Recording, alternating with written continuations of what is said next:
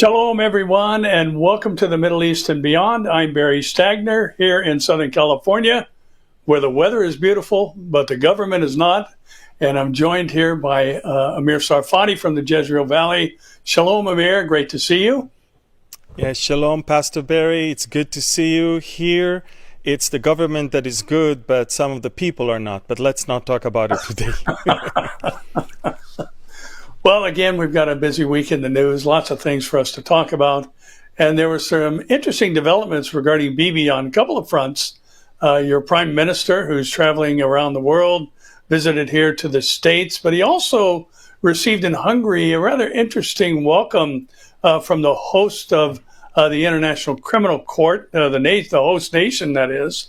And the reception from the government was quite different from that of The Hague. And maybe you can bring us up to speed to what exactly transpired there with Netanyahu's visit. Yes, so, it's very interesting that you see the effort of the world power to bring down Netanyahu, also here in Israel, but of course in other places. But at the same time, as in Esther, we see that Mordecai eventually was paraded in the streets and led by Haman himself. And as the Bible says, this is what is done for the man the king delights to honor. And take a look at how he was welcomed in the presidential palace in Budapest in Hungary.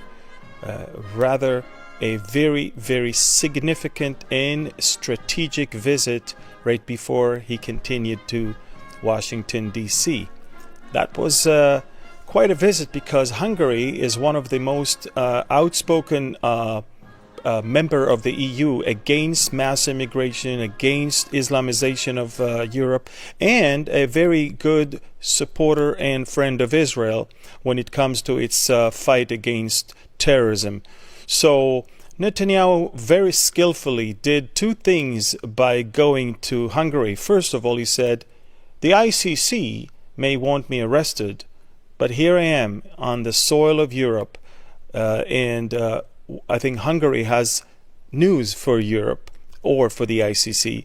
And of course, Hungary announced upon the arrival of Netanyahu that it is actually withdrawing its membership from the International Criminal Court. But that's not the only thing that happened. You know, the ICC is criminal court, but it's criminal. It's a criminal court. And yes. I think that Netanyahu is also making sure that not only the ICC legitimacy is going to be unstable, but also the EU itself and its very anti-Israel approach will be also somehow dismantled, because according to the EU, its own charter, if there is a major decision to be made, all members must approve it. And if Hungary says no, then this decision cannot be approved. And that is exactly what Netanyahu is doing, is making sure the EU is paralyzed and the ICC is paralyzed when it comes to Israel. And the cherry on the cake, of course, is the fact that Hungary, as well as the Czech Republic, are looking into moving their embassy to Jerusalem. But the funny thing of all is that even while being there, other countries such as Germany and such as others said that they will not arrest Netanyahu if he comes to visit them, which means basically that the entire ICC ruling isn't really something that you should take seriously. And the last thing, Pastor Barry, just so we make it very clear, the prosecutor in the ICC is a criminal himself. He's accused for sexual harassment, and now he's accused for a vendetta against those people who worked with him, who actually reported his sexual misconduct. So you're talking about a pervert that wants to divert the attention to Netanyahu because it's easy. And of course, the world has one thing to say, but God has something else to say. And just like in Esther 6, Netanyahu, not only that he wasn't arrested, but he was actually accepted as royalty. Amazing. Yeah, it really is. And I think you hit the nail on the head there, Mayor. It's not the International Criminal Court, it's the International Court of Criminals. And sadly, we're seeing a lot of this going on around the world. You know, we've talked in the past about judicial activism. We're seeing that rear its head here in the United States. You're battling it in Israel as well. And it's just this delusional mindset that is prevalent all over the world. And, you know, Netanyahu, while he was here in the United States, obviously had some conversation about that pressing issue that the world is talking about, and that is the issue of tariffs. But the main source of conversation, or object of conversation, I should say, is what's going on with Iran. And, you know, Mir, we're talking about this every week because they are a major player in the Ezekiel invasion, and we should expect to see them in the news along with Turkey and Russia and Libya and Sudan, the forces that will be drawn down from the north. But there's kind of a pretty significant united front that's being presented by the administration there and the administration here. And, you know, that's only good for both countries. I think for ours, the Genesis 12:3 thing, and for you to have one of the strongest nations, or maybe the strongest nation in the history of the world in your corner. So maybe you can talk a little more about what happened in the Oval Office in that conversation. Yeah, and so it's very, very interesting that everybody thought that Netanyahu is going to speak to Trump about the tariffs. Of course, the tariffs were just a cover-up for a rather very interesting meeting that was mostly on Iran. I think that President Trump decided to take the route of direct negotiations with Iran on a nuclear deal. Now, a nuclear deal for Trump is not the nuclear deal for Obama or Biden. Nuclear deal for Trump is dismantling your nuclear capabilities, period. You've proven to the whole world that you're not interested in nuclear capability for energy, but for weapons. And so it's very interesting because Netanyahu basically was invited to hear that, hey, we're not attacking Iran in the next few hours. We're going to give them a chance to say yes or no to a deal on the table. Now, Pastor Barry, it's important that people understand that the regime in Iran is of the hardliners right now. In Iran, all of them wants the destruction of Israel. But when it comes to America, there are two different voices. There's the voice that says, don't talk to them. They are big Satan. We have our national pride and religious pride. And there's the other camp that says, if we can talk to them and make our lives better, let's talk to them. We don't have to be their friends. Well, President Trump basically announced the unthinkable for the hardliners. He says, we are going to meet with the Iranians this coming Saturday, and we're going to have direct talks with them on a deal. It's very interesting because the Iranians immediately short-circuited, and they released immediately all the media that they could. Oh no, it's not going to be direct, it's going to be indirect. In Oman, indirect, direct, everybody knows that they're going to talk to each other. But the problem is, Pastor Barry, the Iranians understand now what they did not understand before, and that's there is no deal that will accept any centrifuges in any facility or any enriched uranium in any quantity. The deal is no centrifuges, no enriched uranium, and we're going to have to seal your nuclear facilities with concrete. And that's it. You need to say goodbye to your nuclear program. So that's the minimum, if not destroying them, sealing them up. The minimum for Israel and for America is more than the maximum that Iran is willing to tolerate. And I think that Netanyahu made it very clear to Witkoff, which will be the chief negotiator, and to President Trump, that if there's one thing the Iranians are very good at, is the art of negotiations and dragging their feet and buying time and fooling everybody around. That's why they want indirect talks, because they want to drag their feet. They want to say to this guy, tell them to say this, and we said that. No, we didn't say that. Instead of talking to one another directly, they prefer the indirect method, so it will take more time and it will also create more ways to misinterpretation things. Now, three things that were on the table yesterday in the White House. One, deadline for the talks. It's not going to be too long. It's going to be a month or so. Two, what is the carrot and what is the stick? The stick is, of course, complete annihilation of the nuclear power. The carrot is, if you are willing to do it yourselves, if you're willing to, drop this program, no more sanctions. You're going to have your economy coming back to life. Everything's going to be great. A lot of stuff. And number three, Pastor Barry, number three is credible military threat. Iran needs to know that a quarter, if not half almost, of America's deployed naval forces are right there in the Middle East, ready to attack at any given moment and destroy. They need to know that. And if you're asking me if ever the Iranians will say yes to a deal like that, it will be when the bombers and the fighter jets are already in the air. Because only then they will understand, okay, America is serious. Okay, maybe it's best for us for now to say yes. So, and the Russians are also telling the Iranians, look, we need you as a country that is on its feet. We don't want you to be destroyed. We don't want your economy to be destroyed. We still need to work together. Maybe it's best to talk, negotiate, and reach something with the Americans. So there's a lot of pressure on the Iranians, and Netanyahu came to make it very clear that there is some sort of a scenario when Israel will accept a deal, but the deal is no nuclear program.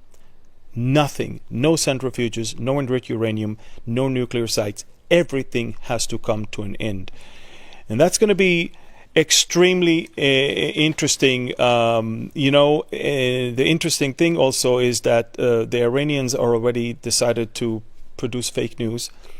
Pastor Barry, take a look at this video that the Iranians produced with AI. Take a look at this one. They produced AI video that shows them attacking Diego Garcia and destroying the American bombers, the B-1s, the B-2, and the B-52s that are underground. And they live in illusion that they have the capability of doing so with their with their cruise missiles, ballistic missiles, and their drones. But in reality, the map that we prepared for you last week shows to everyone that basically none of what Iran has is capable of reaching even half of the distance to Diego Garcia. This is where American forces are deployed around. And you see Israel also. This is the range of the Iranian cruise missiles, drones, and ballistic missiles. Take a look at that all over the Middle East. But now, take a look where Diego Garcia is. Far, far away in the Indian Ocean. Tiny little island, British military base, where it's pretty safe. And they know that, and they fear that very thing. So, Pastor Barry, now you understand what they talked about. Yeah, Amir, it's interesting that that's much of what they relied on. And I was thinking as you were talking about, the token response last April, launching these 100 drones or rockets and, basically a low altitude, low speed, it says the proverbial shooting a fish in a bucket or a barrel. And, it was just to save face, basically. And that is part of what I think this response is as well. They're big on bloviating, but the reality is, they're messing with somebody they ought not to mess with when they're talking about B-2 bombers and the things that are parked now on Diego Garcia. So, again, this is just to respond internationally and let all the other Shiite Muslims know that they're ready to go and they'll handle this. You mentioned the potential conversation that everybody was expecting to be the main topic in the Trump-Netanyahu meeting in the Oval Office, being tariffs. And Amir, this is probably the hot button topic around the world. And, I think one of the things that people don't understand about tariffs, especially when it comes to what Trump has done early in his administration, one was to fulfill a campaign promise, actually do what he said he was going to do. And, the issue is trade deficit. It's not about emotional punishment of other countries or financial punishment of other countries. And, the reality is Trump made a public statement yesterday. I thought, the American people really need to understand that a tariff is basically government sticking their hand in the middle of private enterprise and tacking on a tax. There's no reason for it other than lining the coffers of particular governments. And in the United States, tariffs were what funded the government up until early in the 20th century. I think the date he mentioned was 1913 when income tax was first implemented. And here we have all this uproar going on around the world. And yet Trump has said, he's not going to reverse these tariffs. He just said this on Sunday until the other nations fall in line. And we've seen Europe and others make commitments to a zero tariff trade exchange rate. And, this has been reflected. I think the stock market has already seen some gains again. And, of course, everybody's talking about the trillions of dollars of loss and all that. Yeah. But, one of the things that, I have learned, got a little bit of stock, and, you only lose money when you sell. If you sit out and ride it out, the ebb and flow is always going to do what it does. And he made the point that we're losing, through tariffs, billions of dollars a year to China and certainly other countries. So it's just equalizing and bringing back about fair trade. And, there's been some comments. I think you posted on Telegram about the 70% tariff with the nation of Israel, which equalizes the trade deficit between the two countries. So maybe you can talk about that and what you're seeing from your perspective on that issue too. I'll definitely tell you what people are saying here. And then after I'll do that, I want to go back also to another part of yesterday's summit when he talks about Turkey. But here it is. Look what one of the Israeli strategists wrote about the tariffs. He said, tariffs as strategy. Tariffs are a geostrategic move. Just as Trump positioned bombers over Iran, he is placing economic bombers over Europe's economy. Trump, a president hounded by the deep state, survivor of an assassination attempt, faces a post-Biden world, and without urgent change, this free world will perish. The American economy, the Europe economy is a bluff. Birth rates are plummeting. Debts are soaring. Germany, Britain, and France obsess over climate issues and stay silent as their debt-ridden economies falter. With Muslims now the largest minority, the Free Palestine slogan in propaganda that exposes the monstrous consequences of Europe's open gate. And basically what he says, superpowers don't dwell on guilt or apologies. They seek control. Post-World War II support for Europe stemmed from its role as a U.S. proxy against the Soviet Union, but the Soviet Union is gone, and Russia poses neither an economic nor a direct political threat to the U.S. China is the true economic and political rival. Europe, meanwhile, is not just an industrial competitor, but an economic liability. Alliances are always temporary in history. Why not bolster India and Israel instead? And we see that a lot of people understand that Trump is definitely dedicated to create a completely different world, a world that is emphasizing, real business, real life, and not the obsession over gender and climate and uncontrollable immigration that is calling for the destruction of the very countries that are letting them in. So we see that Trump has inherited a country in a horrible, horrible state and shape, and he's trying to really, truly save America and somehow slow down the decay of the free world, if I may say. But Pastor Barry, another thing that happened in Trump and Netanyahu's meeting yesterday, of course, the tariffs were there, but also Trump said the following thing regarding Turkey. Take a look at this. Well, I have great relations with a man named Erdogan. Have you heard of him? And I happen to like him, and he likes me, and I know the press will get very angry. He likes Erdogan. but I do, and he likes me, and we've never had a problem, and we've gone through a lot, and we've never had a problem. We've always got, as you remember, we got our minister back from Turkey. You remember that? And this was a big deal at the time, and we got him back. And I told the Prime Minister, I said, just, Bibi, if you have a problem with Turkey, I really think I'm going to be able to work it out. You know, I have a very, very good relationship with Turkey and with their leader, and I think we'll be able to work it out. So I hope that's not going to be a problem. I don't think it will be a problem. Now, with that being said, I believe it was Turkey, and I said that to him. I said it. I said, congratulations. You've done what nobody's been able to do in 2,000 years. You've taken over Syria with different names, but same thing. I said, you've taken it over. He's taken it over through surrogates. He goes, no, it was not me. I said, it was you. But that's okay. You don't have to say, well, it sort of maybe was me. Okay. But what he did, he's a tough guy, and he's very smart. And he did something that nobody was able to do. You know, you got to hand it to him.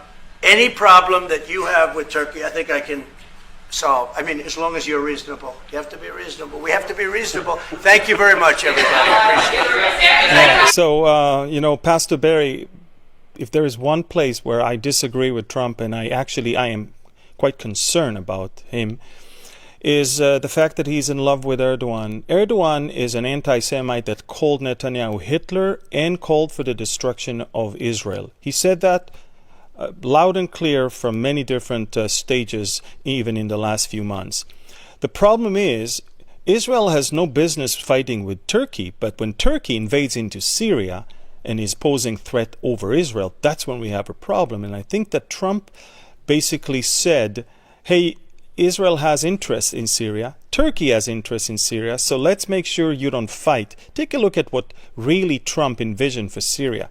Turkey has the biggest chunk, of course, with Hayat Tahrir al-Sham, but America wants to still control the area of the Kurds beyond the Euphrates. Israel will be controlling the area not too far from its border, from Damascus down south, and the Russians will keep control over the coast where they do have their bases over there. Take a look and see that basically Turkey is now replacing Iran and mostly Russia in part of this Syria.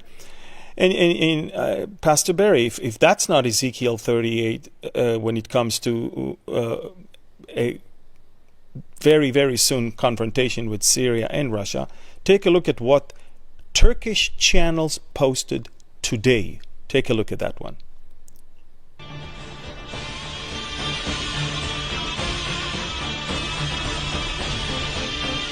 That's on my Telegram channel. It's basically Turkey is posting Turkish troops reaching Jerusalem to liberate it, which summarize the real thing about Erdogan, the Muslim Brotherhood, and whoever rules Turkey right now. It's not about the Palestinians, and it's not about human rights, and it's not about controlling Syria. It's about domination of the Sunni Islam led by Turkey, the renewal of the good days of the Ottoman Empire. Again, Pastor Barry, it's almost like reading Ezekiel 38 right now when we are watching all of that. Isn't that so? Yeah, it really is. And the interesting thing about this, Amir, is just to remind the reader the importance of a careful study of the Word of God. You know, we watch these type of conversations. We look at the very Trumpish comments that were made. I was thinking as I was watching that video, I'd love to have a body English translator basically look at what Bibi's response was to that conversation. You saw some very uncomfortable movements, a little bit of a snicker there at one of the comments, but it was a very uncomfortable moment. It looked like from my perspective and watching him respond to what Trump was saying. But the reality is we know what's going to happen. And as you pointed out a moment ago, you know, we have to remember that Islam has two separate eschatologies regarding the last days. You have the Sunni version, and then you have the Shia version, which the Shias believe that the 12th Imam needs to come back and resolve a global apocalypse and bring about peace. And the Sunnis are looking more as to what Erdogan is trying to press forward in. and that is just domination, a caliphate where he is a caliph, he is the head of that global system. And, we're pushing forward to these things, at least prophetically, and Ezekiel 38 is on the near horizon, I believe. I think we would expect to see the destruction of Damascus, and this could be a catalyst to the invasion of Israel from the north. And Amir, we've talked to everybody each week about the importance of sharing. And first of all, I want to say, thank you to those who have subscribed, who have liked, who have commented, and who have shared, because it's making a difference. The program is growing every single week.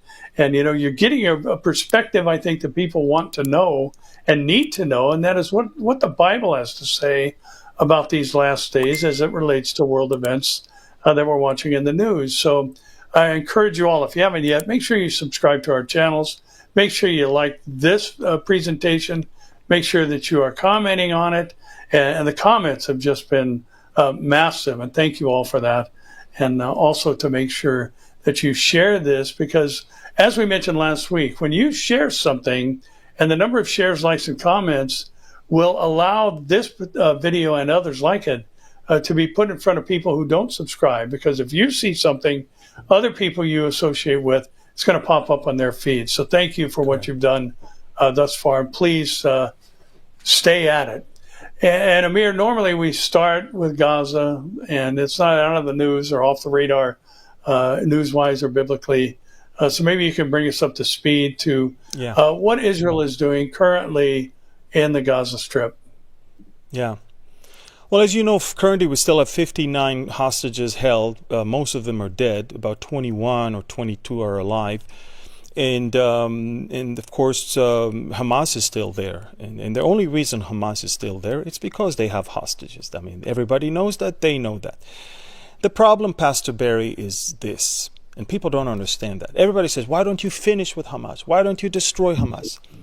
We could have destroyed them on October 8th. We could have destroyed them on October 10th.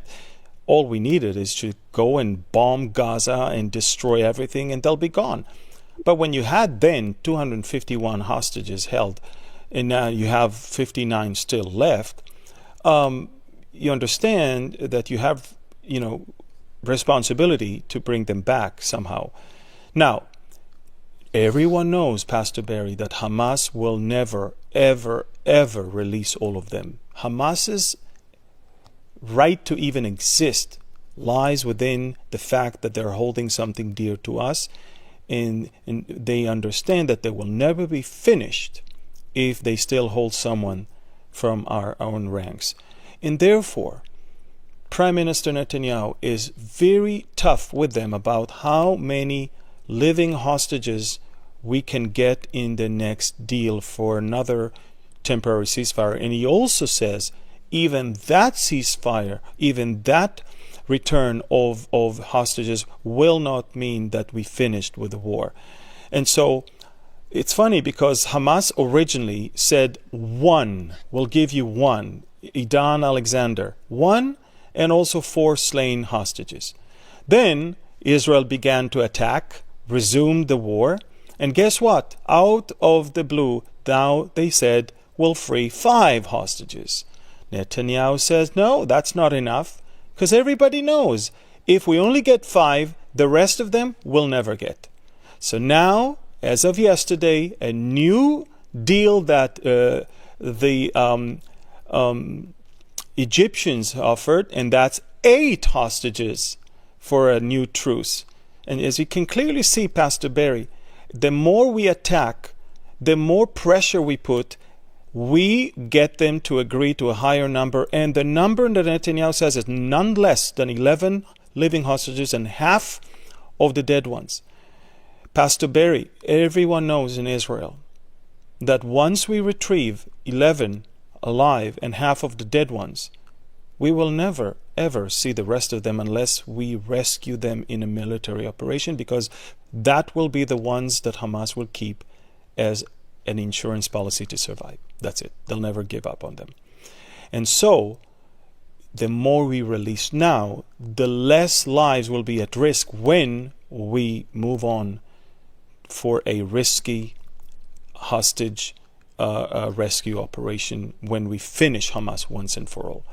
So this is why it's not like we drag our feet and we stall and we buy time. No, we basically put more and more and more pressure so we can get more and more and more hostages alive, and less will be left there for the mercies of Hamas, which will have no mercies on them. And if Hamas will be finished, Pastor Barry, it will die with our hostages. Everyone knows that. So, this is the strategy. I think it's working so far, as you saw, from 1 to 5 to 8. All we need is 3 more living, half of the dead, and nothing more than 40 days of truce.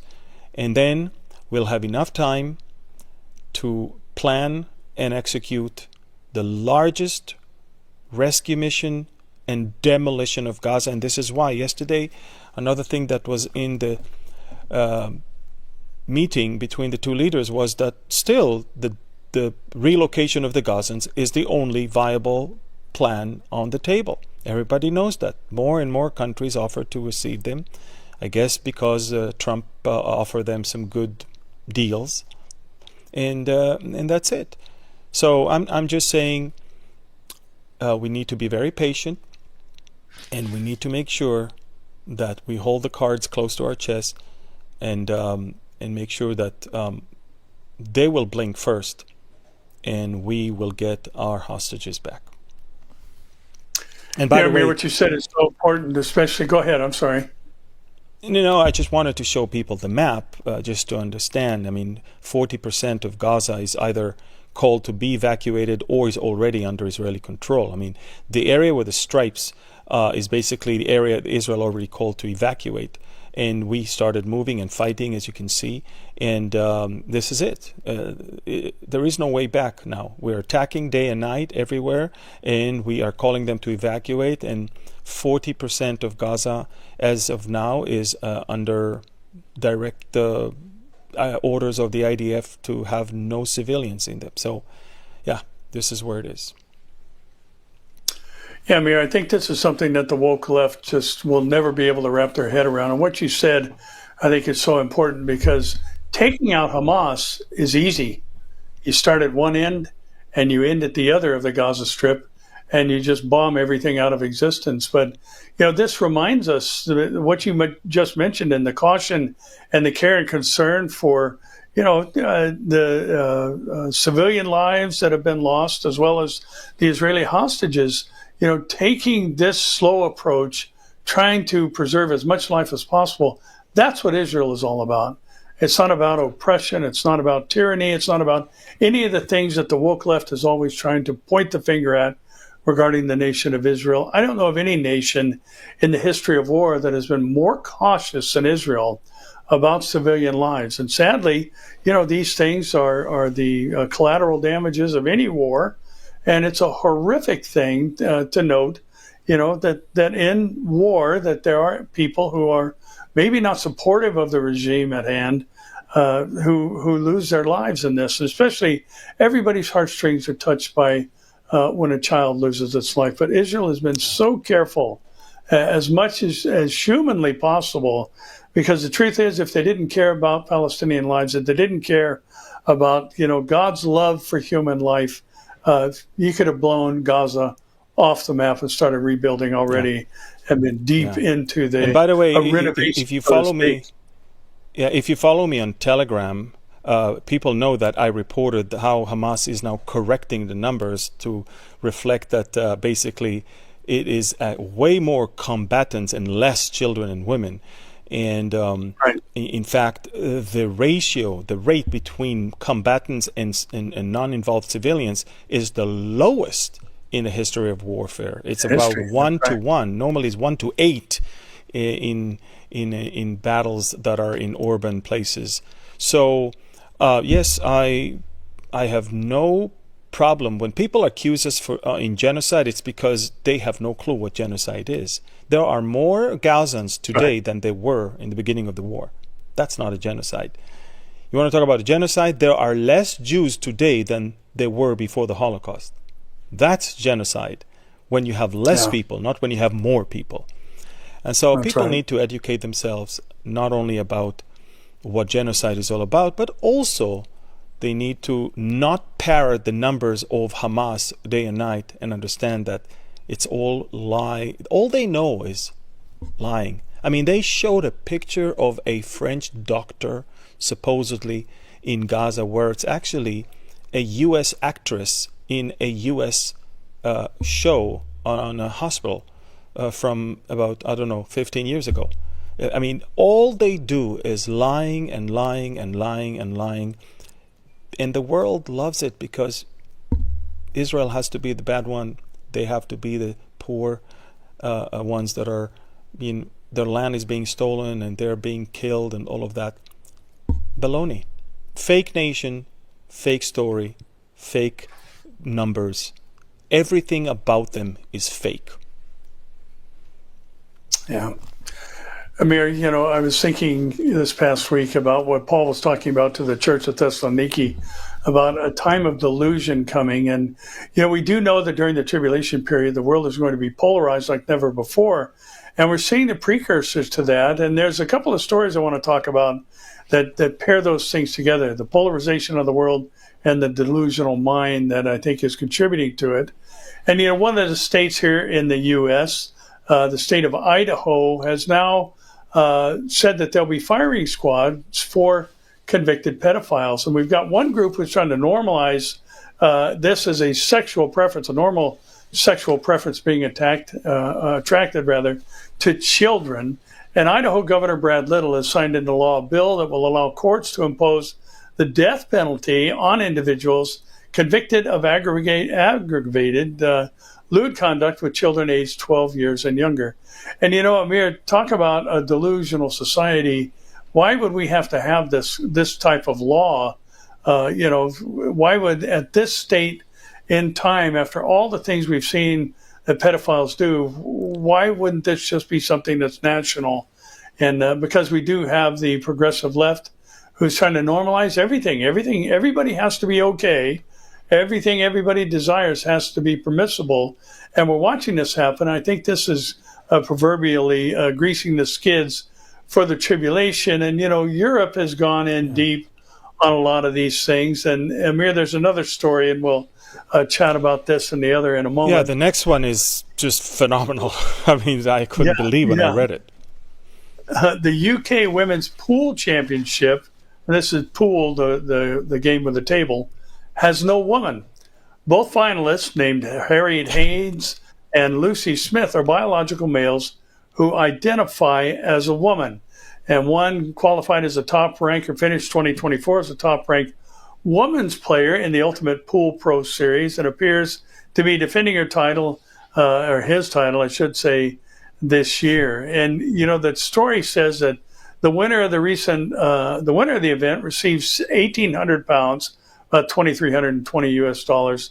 Second place gets 900 pounds, about $1,160. And the rest of the top finishers, a total of 16 places, receives 2,700 pounds distributed amongst them.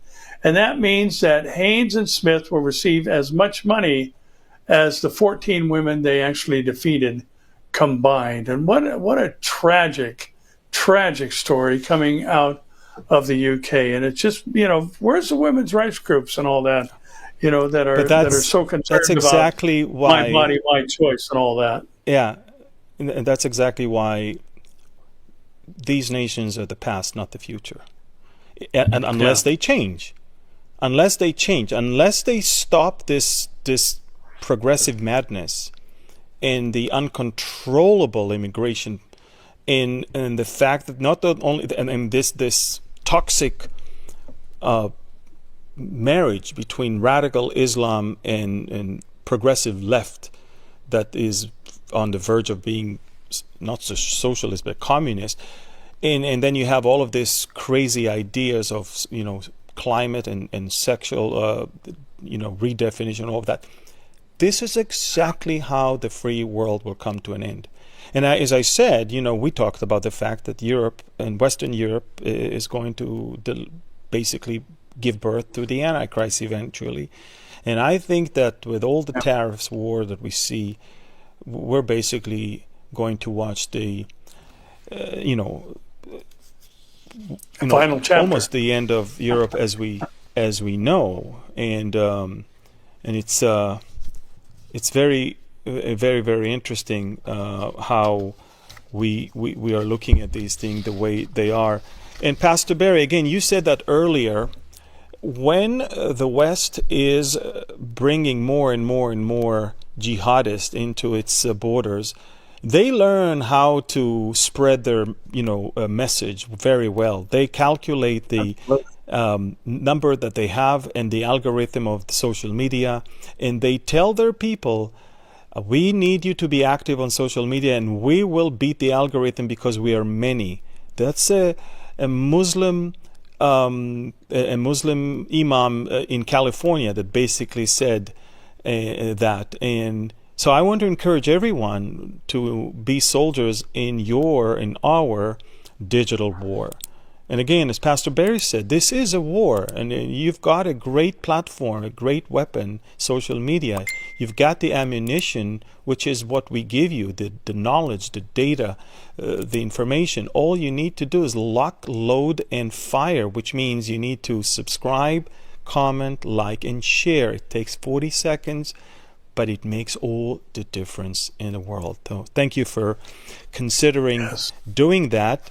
And there is one more story, Pastor Barry, that you mentioned earlier that is another proof that we are indeed living in the very last days, something that is taken straight out of the book of Revelation. Can you shed some light on it? Yeah, it's interesting, Amir, because we have in Revelation the mention of the sun being given the power to scorch men's bodies. And, there's a lot of things that we do know are going to be happening during the tribulation. And, what Revelation tells us is that men's hearts are going to be failing them because of the things that are coming upon the earth. And this is just a reminder of how this can happen. And Jupiter's magnetic shield was actually broken down by a solar storm, and it caused an increase of surface temperature on the planet of Jupiter of some 500 degrees. And this powerful solar storm basically did what I've mentioned over the years, and it broke down the magnetosphere, which basically deflects when there's a coronal mass ejection or, a solar flare, as they're often referred to. The magnetosphere of the Earth deflects those radioactive negatively charged ions away from the surface of the Earth. But if it's strong enough and pointed directly at the planet, it can actually break down the magnetosphere. And that's what I believe is going to happen in Revelation chapter 16. And now we have on another planet a temperature rise of 500 degrees as the end result of a flare from the sun that broke down, their whole protective shield around the planet. Well, we know Jupiter's not inhabited. It's a gas planet and all those other things. But the reality is, in Revelation 16, we're told the fourth angel poured out his bowl on the sun, and power was given to him to scorch men with fire. And men were scorched with great heat. And as the end result of this, they blasphemed the name of God, who has the power over these plagues, and they did not repent and give him glory. I think this is just a reminder, that all the things that the Bible says are going to happen.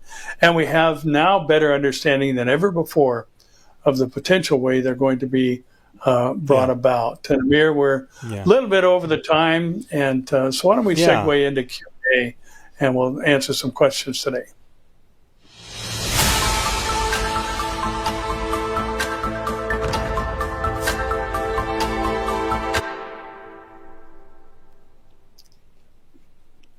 Go ahead, Pastor Barry. There's an interesting question that came from Donna. I'm sorry, I was reading questions again this week. Donna said, some are discouraging me from praying for the salvation of Netanyahu, saying I should not be judging him. I don't understand the Hebrew language, but I know my Bible says no man can come to the Father but through Jesus. Is it wrong to pray for him and all of Israel? And somebody's counseling her with some very poor counsel, I would say. I would say that too. I mean, we need to pray for every human being to come to the saving knowledge of the Messiah, especially if he's one of his own. So I definitely would say, do not ever stop praying for the salvation of any person, just because you're afraid to offend him or others. Do that. There's no doubt. The Bible says that people are going to be offended by the message, but that doesn't mean we don't need to share it. And so, wrong advice that you were given by friends or other people. Continue to pray for his salvation. Continue to pray for salvation of your family members, friends, and also your own leaders. They all need it. We've got Suzanne. And by the way, I just want to clarify. When we talked about the Revelation 16, we didn't say that this is Revelation 16. We just mentioned the fact that we are seeing how that could happen, and we can already see the road for such a thing to happen. That's all. I don't want anyone to write to us, well, I thought you said that the tribulation hasn't started yet.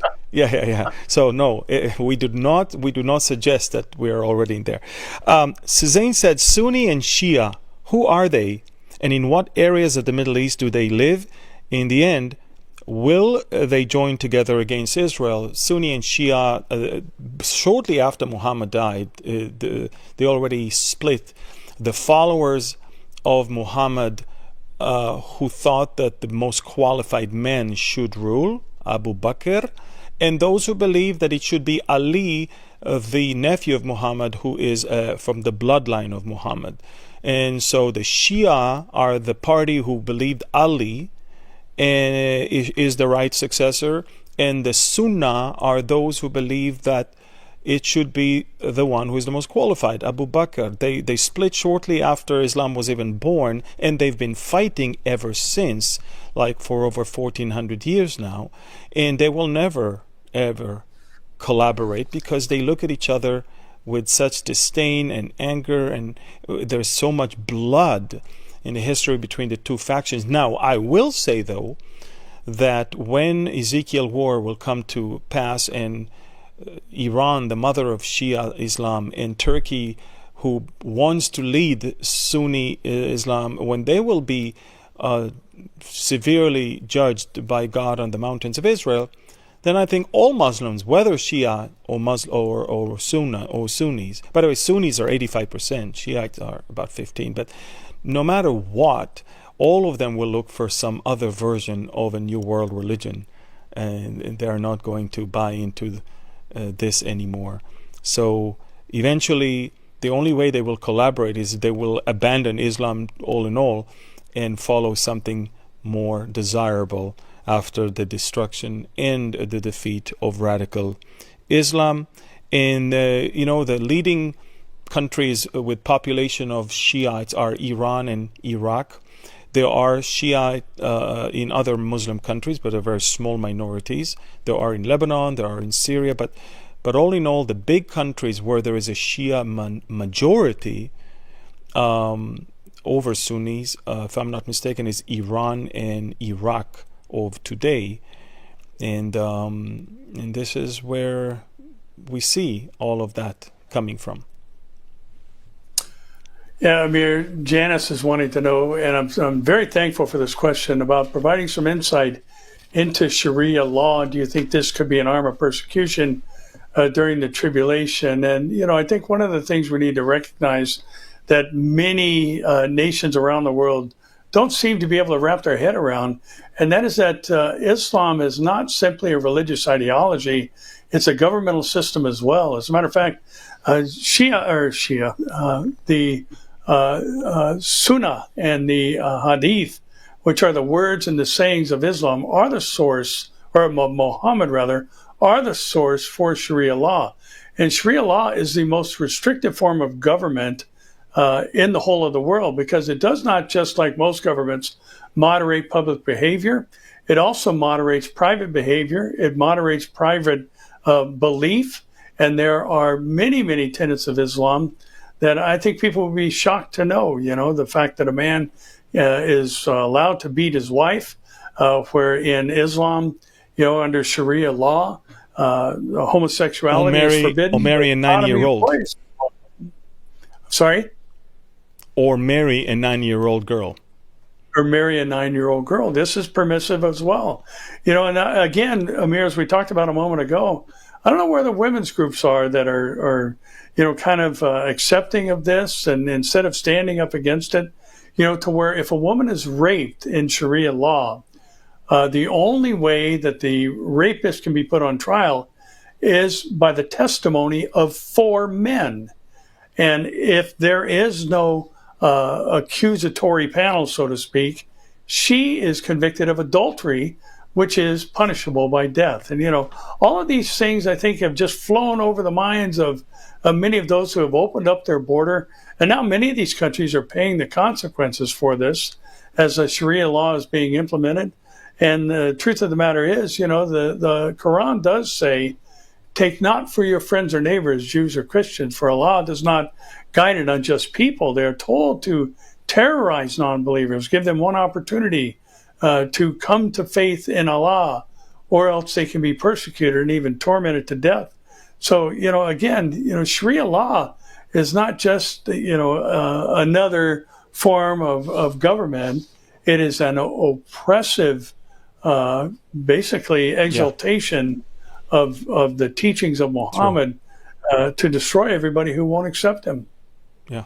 And that's why I don't believe the Antichrist will be a Muslim, because then he will demand all the world to be Muslims, and of course that's not going to work. So and that leads us to the last question of today. Twyla is asking, is the Antichrist, if the Antichrist is called the Syrian, does that mean that he has to be a Muslim? So, by the way, I just recorded a short video about that on Sunday.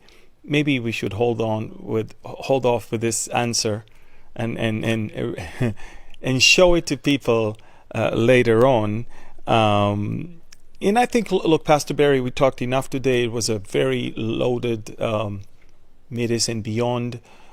I want to remind everyone to share this with as many as you can. I want to thank you, Pastor Barry. I'm going home now to pack, and in 2 hours I will be traveling to the airport to board my plane to Tokyo in Japan. Pray for me. I did not sleep last night even 1 minute. I really need to sleep on the plane. And also we have a lot to look into and to talk about also for next week's Mideast and Beyond. There's so much to talk about, so much to explain, so much to report, because look, bottom line is, we are not news outlet. We want to connect the dots between the Bible and current events for all of you, and that is what we aim for you to grow in the knowledge, the grace and knowledge of the Lord. We want you to understand the times and the seasons in which we live, and we need your help. We need your support. We need you to use your strength as soldiers in this digital war, and again, help this video to be liked and shared, and let's beat the algorithm. Pastor Barry, thank you very much. Maybe you can finish with we'll finish with the Aaronic blessing right now. I'll do it in Hebrew, and you will do it in English. יברכך אדוני וישמרך, יאר אדוני פניו אליך ויחונך, יישא אדוני פניו אליך וישם לך שלום. The Lord bless you and keep you. The Lord make his face shine upon you and be gracious to you. The Lord lift up his countenance toward you and give you peace. And Lord, we do pray for Amir. We pray for his travels, Lord. Your word says